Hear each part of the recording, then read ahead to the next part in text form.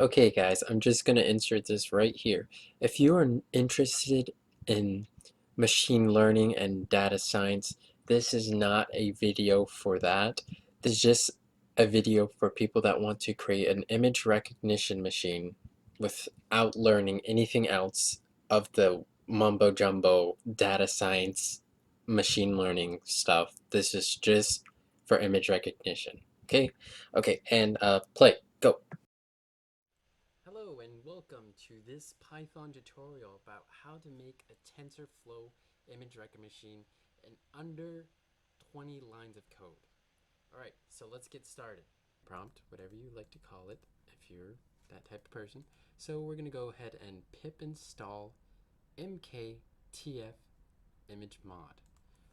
Okay, so go ahead and click enter. This is going to go really fast for me because I already have it installed. It's just going to basically download all the requirements that TensorFlow needs to run. So that's all good and said. Let's go ahead and go to our Visual Studio Code. For you that don't know what Visual Studio Code is the best, emphasis on best, free code editing software there is today. I love it with all of my life. Okay, let's get started. So we're gonna go ahead and open up a new workplace folder, whatever you call it. Let me go ahead and make a new, I'm gonna call it mtest.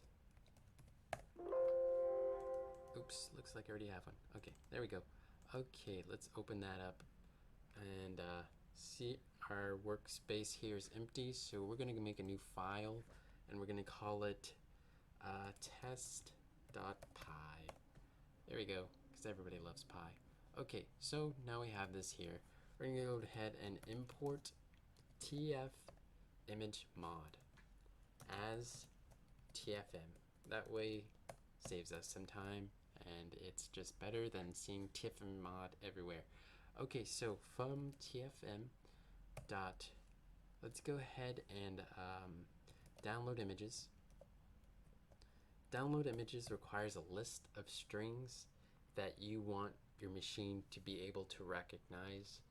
This you can do yourself with your own images. However, it is better we do it this way because recognizing images with a machine requires a lot of images to be accurate. So here we go. Let's go ahead and get cat. We're also going to look for dogs. Oh, dog. And let's try panda. And this also includes the as function. So I programmed it to also work the exact same way. So panda as po. Anything that has a panda is going to be recognized as po. So if you have a pet named Po that's a panda, oh, that was pet Po panda, it's going to recognize that panda as Po. So we're going to go ahead and leave that in there. And then we also have a optional parameter here, max images, max pics. It's basically, you can limit how many pictures you want to download, but I'm going to leave that at 50. So right here we have three classes, cats, dogs, and panda as Po. So if you wanted to recognize more animals, you can go ahead and comma and add some more, but we're going to leave that at 3 for now. The more you add, the longer it's going to take to download. Right now it's probably going to take around 3 minutes to download all of these from Google. So you get 50 times 3, 150 images for your machine, which is great. The more the merrier, however.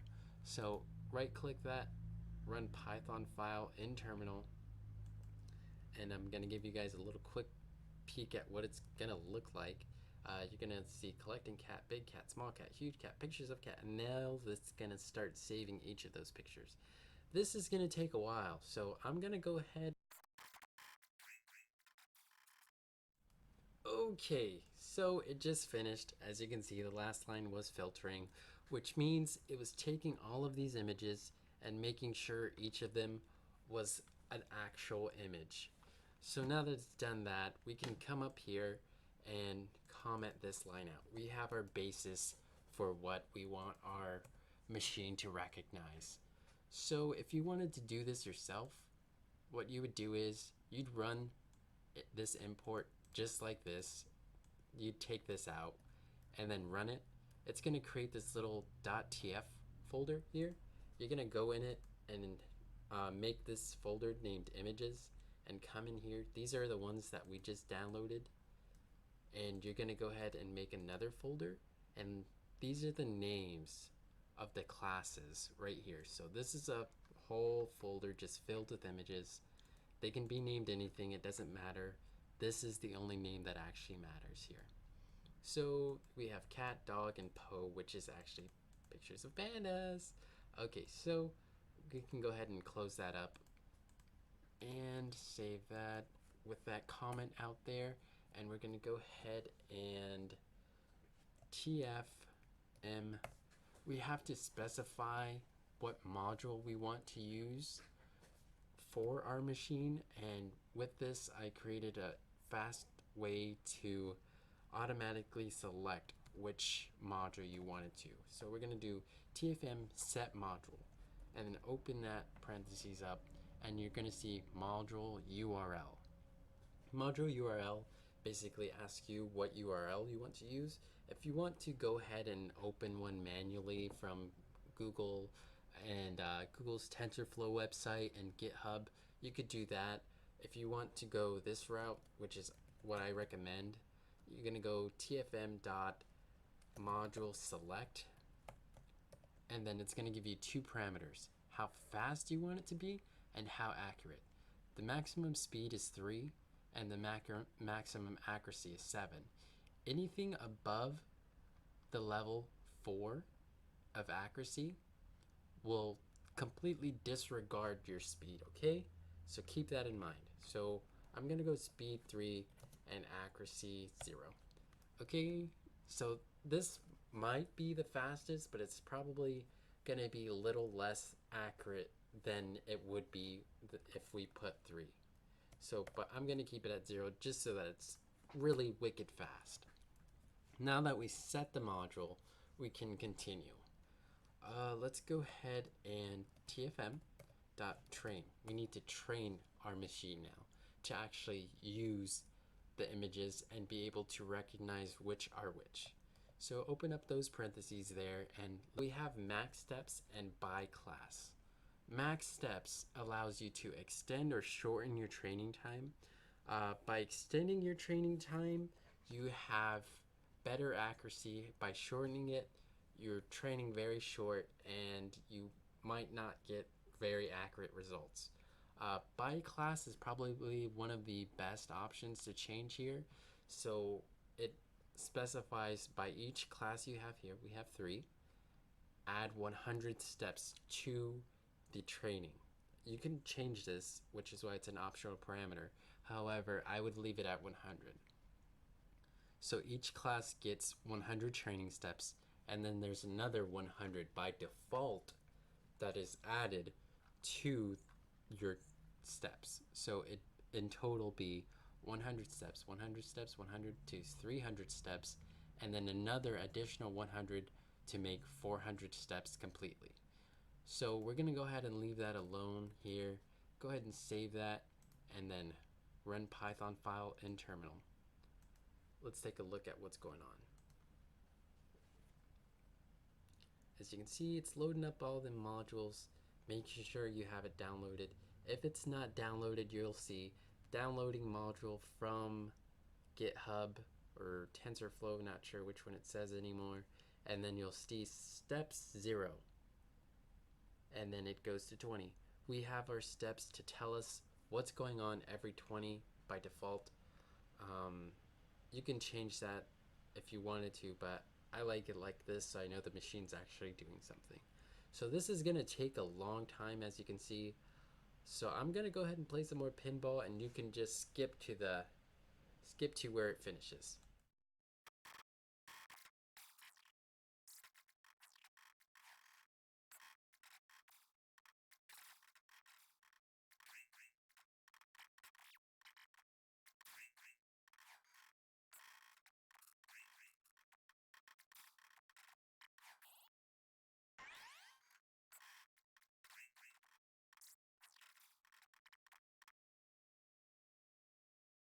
So as we can see here, it just finished. So we're gonna go ahead and look for this line.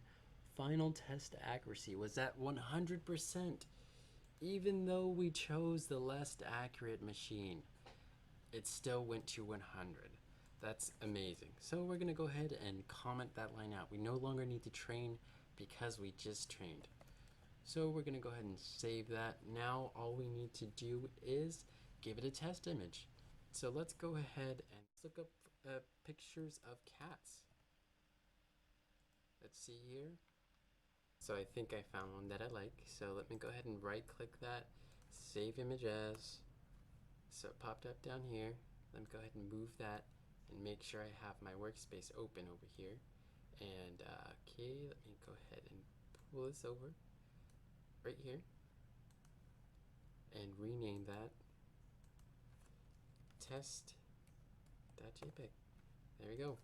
So now that we just downloaded that image and named it test, we can go ahead and ask the machine to recognize that image. So to do this, we're going to go ahead and make a variable for result, res for result, tfm dot recognize image. And the image name was test.jpg. Okay, so there we go. Now we're going to go ahead and print the result and run this Python file in the terminal. So let's see what's going on. So it got a 99% match that was a cat. That is crazy. We did not even ask for an accurate machine. Let's go ahead and see how long it took to do all of this. So let's go ahead and import essentials. And from essentials, make a variable named timer that uses the essentials class timer. So now we have that. Now we're going to go ahead and initiate it by timer.start and then finish it off with timer.stop. And then, oops, forgot the R, timey. Okay, so print module load time and timer dot seconds. I'm guessing it's gonna be somewhere around 2 seconds to load this module in because TensorFlow is just so big. Okay, so let's go ahead and time this. Timer dot start and then timer dot stop. And then after we print the results, print how long it took. Recog time, and then we're going to go ahead and print the timer dot milliseconds because I think that went pretty fast. So I'm guessing it's somewhere in the milliseconds. So go ahead and run this Python file in the terminal. However, my terminal looking kind of cluttered, so we can do CLS to clear that out if you're on Windows. And now we're going to go ahead and run that. Alright, so yep, module load was around 2.4 seconds. Well, 2.47534 if you want to be exact, but okay. And wow, look at that. 484 milliseconds to load what this image was. And it's 99% accurate that it was a cat, which is completely accurate. It was a cat. That's pretty wicked fast, guys. And we did that in all of 20 lines of code. Isn't that crazy? Okay, so let's get the actual data here.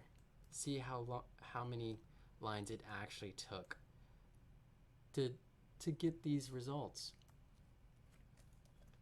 All of 8 lines of code. 8 lines of code to download images. Well, first, 8 lines of code to import the module, download images, to set which module we wanted, to train, and to recognize image. Guys, that's pretty wicked fast. If you wanted to condense this step, TensorFlow cannot train and then continue just because of the way it's sessioned out. So you can do this, make a try except, and then pass it.